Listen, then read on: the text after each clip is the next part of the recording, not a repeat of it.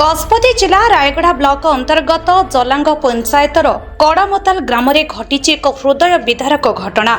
घरे शोइथिबा बेले रणासाप कामुड़ारे माँ और 7 वर्षर पुओं मृत्यु घटी। सूचना अनुसार अजय कुमार बड़ रहित गतकाली राति पत्नी ललिता रहित बयस 30, पुओ अमित कुमार बड़ रहित बयस 7 और 1.5 वर्षर झील सह घरे शोइथिले।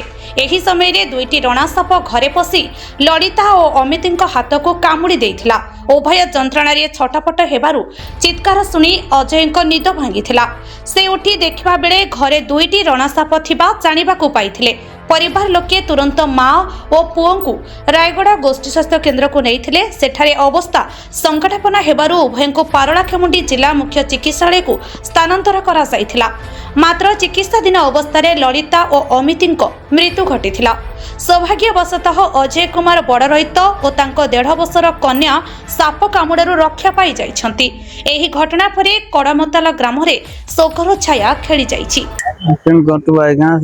रात शोला बेले साप आसला केते आइला नाइला आम जानिनु।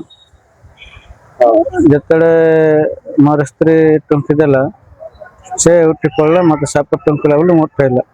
मत उठेला पर देखुची 2टा साप अच्छे, मुंड काने गोटे गोड़ काने गोटे। ता पूर्व पो बदे टुंकी देछि। पो किछि शोइतिला से जानि पारला ना, से बत्ता पत्ता किछि कहि पारला ना। भी आमे भी जानि पारलो ना।